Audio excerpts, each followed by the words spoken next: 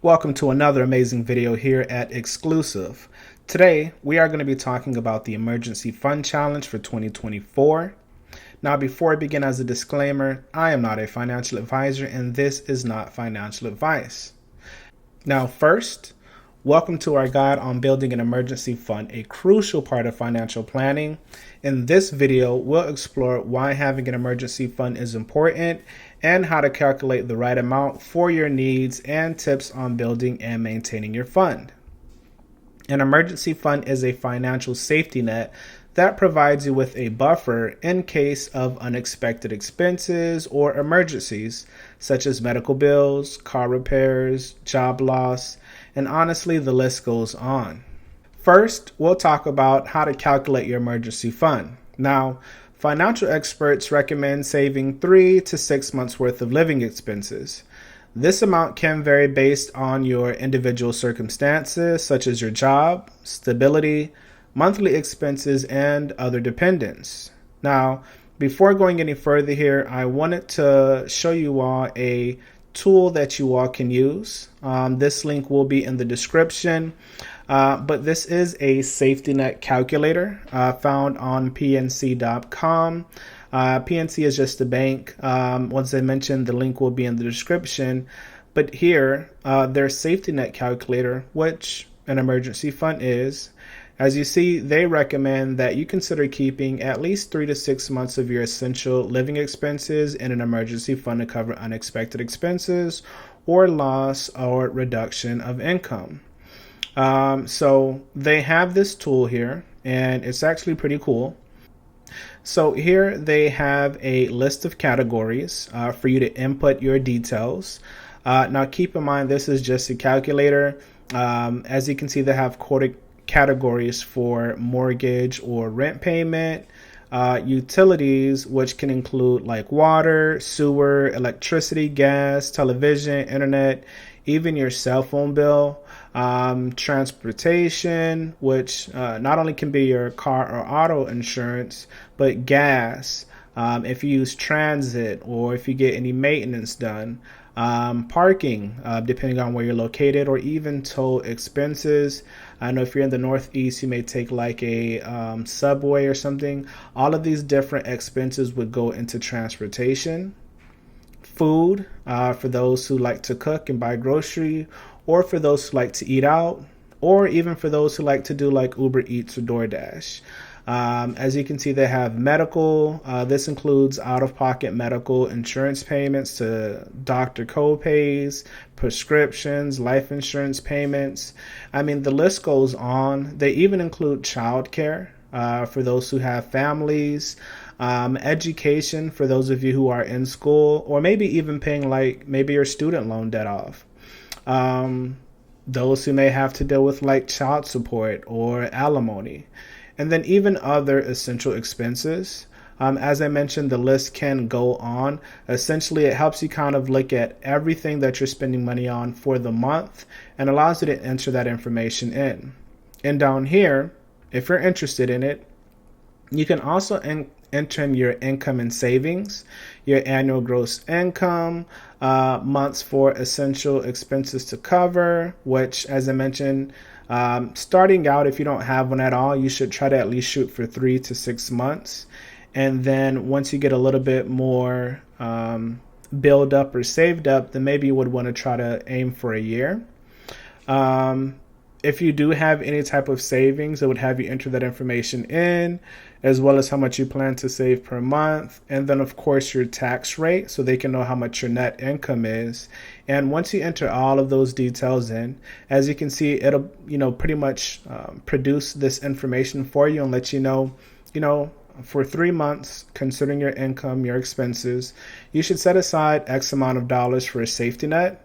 It also lets you know that by saving X amount of dollars from your net income of monthly cash, you will reach your safety net in X amount of months. So this actually takes all of the guesswork out for you. All you need to do is input information. And I hope this is a useful tool. As I mentioned, I will leave the link in the description if you would like to use that. So now we've talked about how to calculate your emergency fund. Next, After you've calculated your average monthly expenses, including your rent, mortgage, utilities, groceries, transportation, and all the other essential costs, you'll want to multiply your average monthly expenses by 3 for a basic emergency fund, or by 6 for a more robust fund. This will give you a target amount to save. Now, as I mentioned, if you don't want to use the calculator that we showed you, you can certainly take your own calculator and do it yourself. I thought that that tool would be something pretty cool for you all to use because it kind of takes all the guesswork out. But the main thing here is that you figure out what you need and then you start working towards that goal.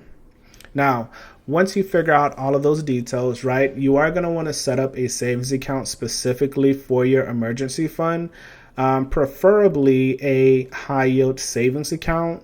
The reason why a high yield savings account would be recommended is because a high yield savings account is going to have a higher annual percentage yield rate versus a savings account.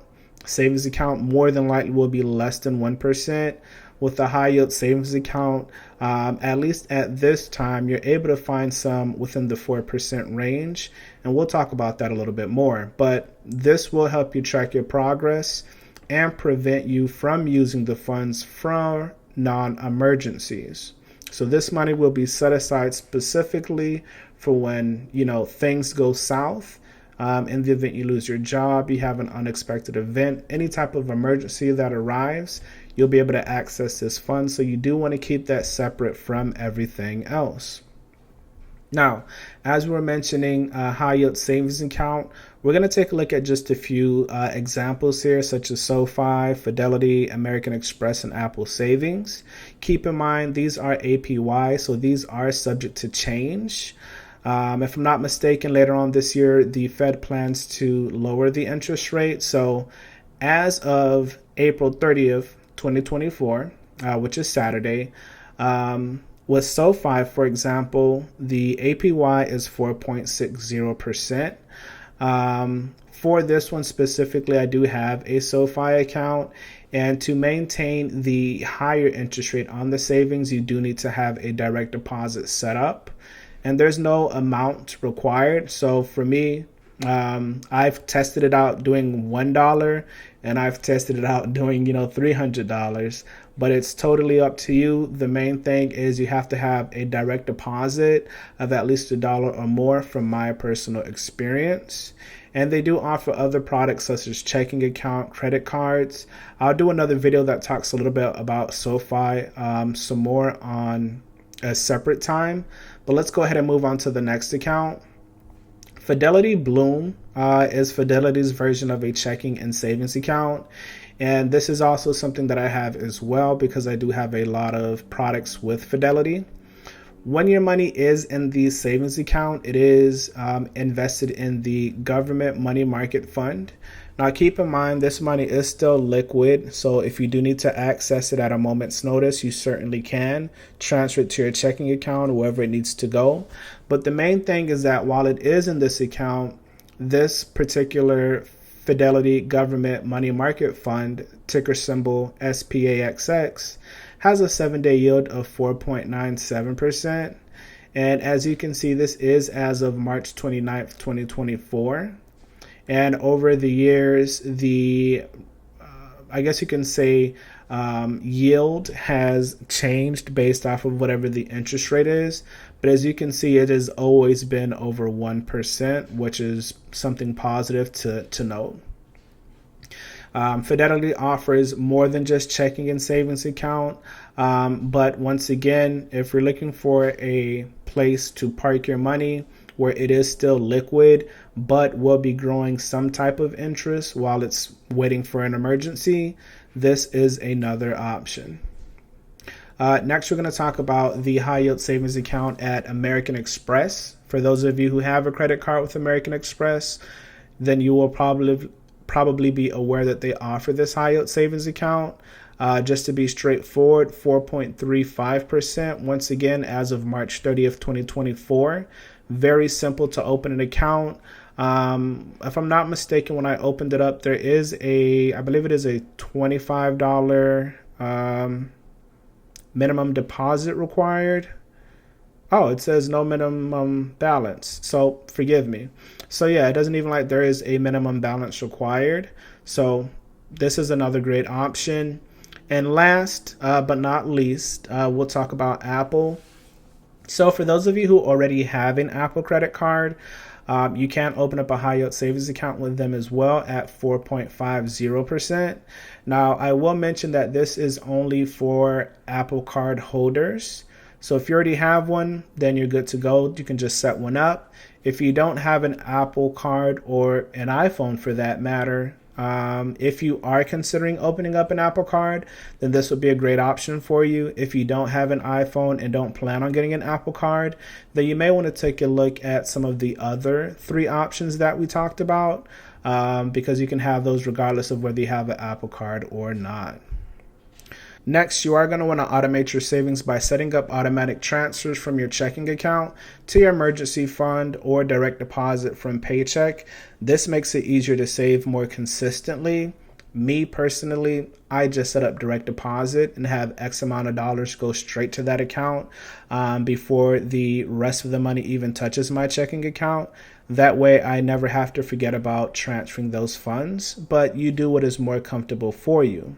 Now, on the process of building an emergency fund, you should work on a budget, right? You should be able to keep an eye on the cash flow, all of the money coming in and all of the money going out. And once you start identifying all of your expenses, this will help you to cut back on non-essential expenses and redirect those savings towards your emergency fund. Small changes in your spending habits can add up over time. Regularly review and adjust your emergency fund target based on your changes in your financial situation. This will ensure that your fund remains adequate for your needs, especially as your family tends to grow or your expenses and income tends to change. In conclusion, building an emergency fund is an essential part of financial planning. By calculating the right amount of your needs and following these tips, you can create a financial safety net that provides peace of mind and security in times of uncertainty. So now that we have talked about how to build an emergency fund, why it is important, and how to calculate it, next we'll talk about the 2024 Emergency Fund Challenge. Now, how does it work, you're asking? Well, it's pretty simple. We pretty much discussed it already, but just to do a quick recap, you're going to want to commit to saving X amount of dollars for every paycheck. You're going to open a separate savings account for your emergency fund, and then you're going to track your progress and share your journey with the community. We're all in this together. We're all need an emergency fund, and we should all be putting some money aside for emergency or those rainy days. And you probably ask yourself, why join the challenge? How is this going to benefit me? Well, it'll benefit you in a number of ways. One is you're building a financial safety net for unexpected expenses. You're developing a habit of saving regularly. You'll be joining a supportive community of people working towards the same goal. And more importantly, when it comes to investing, it is always wise to have some money set aside for the rainy days. So that way, when emergencies arise, you don't have to take any money away from your investments. So that's definitely going to benefit you in 4 different ways. And once again, I get no benefit from this. This is 100% for you and your financial well-being. So the only question left is, are you in? Right? It is time to build one if you don't already have one. And if you do have an emergency fund, let's just say 3 to 6 months, then maybe you should work on increasing that to 9 months of savings or maybe even a year. So that way, if something should happen, God forbid, let's say another COVID situation, you'll have that peace of mind knowing that you and your family are taken care of if your income should become impacted. So once again, I do thank you all for watching this video. If you did find it helpful, please consider liking and subscribing for more financial tips. I hope to catch you all in the next video. Don't forget to like, share, and subscribe.